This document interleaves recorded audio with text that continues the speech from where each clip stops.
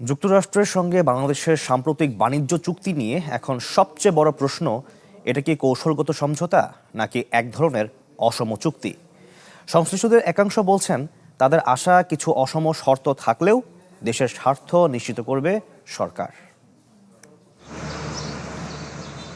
বাংলাদেশ যুক্তরাষ্ট্র বাণিজ্য চুক্তি নিয়ে তর্ক বিতর্ক কম নেই। বিভিন্ন মহলে এখনো চলছে আলোচনা, চুলচেরা বিশ্লেষণ।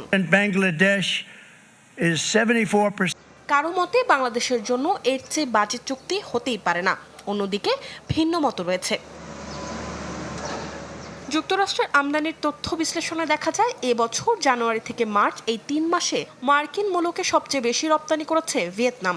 এ তালিকায় চীনকে হটিয়ে এখন দ্বিতীয় অবস্থানে বাংলাদেশ, যদিও আগের বছরের একই সময়ের চেয়ে কমেছে রপ্তানি।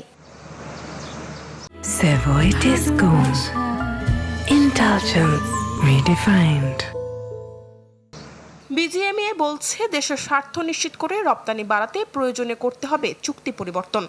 ইউএস এর সাথে বাংলাদেশের যে ট্রেড এগ্রিমেন্ট হয়েছে, এটাকে অনেকেই অসম চুক্তি বলছেন। বিশ্বের 1 নম্বর অর্থনৈতিক শক্তির সাথে 37তম অর্থনৈতিক শক্তির একটা চুক্তি হলে এখানে কিছু অসম ধারা থাকতেই পারে।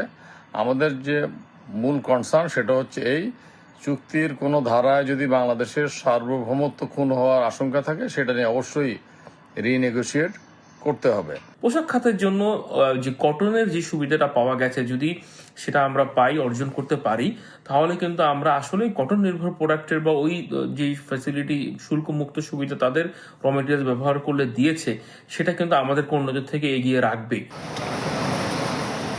দেশের তৈরি পোশাকের প্রধান কাঁচামাল তুলার বড় অংশই এখন আমদানি হয় ভারত ও পার্শ্ববর্তী দেশ থেকে। তবে চুক্তির শর্ত অনুযায়ী যুক্তরাষ্ট্র থেকে তুলা কিনে আবার সেই দেশে রপ্তানি করলে পাওয়া যাবে শূন্য শুল্ক সুবিধা, যদিও এর ফলে বাড়বে লিড টাইম ও আমদানির খরচ।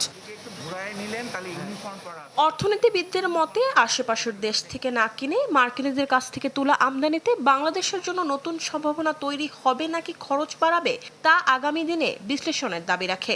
গার্মেন্টস পণ্যের উপরে অতি নির্ভরতাই আমাদের আসলে অনেকটা সমস্যায় ফেলেছে, বেকায়দায় ফেলেছে। তার কারণ সবাই জানে যে মার্কিন যুক্তরাষ্ট্র এবং ইউরোপিয়ান ইউনিয়ন দুটো হলো সবচেয়ে বড় বাজার, এবং একক বাজার হিসেবে সবচেয়ে বড় মার্কিন যুক্তরাষ্ট্র, এবং সেখানে প্রায় একমাত্র পণ্য গার্মেন্টস। বিশেষজ্ঞদের মতে তৈরি পোশাক রপ্তানিতে বৈচিত্র্য আনতে আগামী দিনে বাংলাদেশকে ঝুঁকতে হবে উচ্চ মূল্য সংযোজনের দিকে। মরিয়ম আজিজ, চ্যানেল 24, ঢাকা।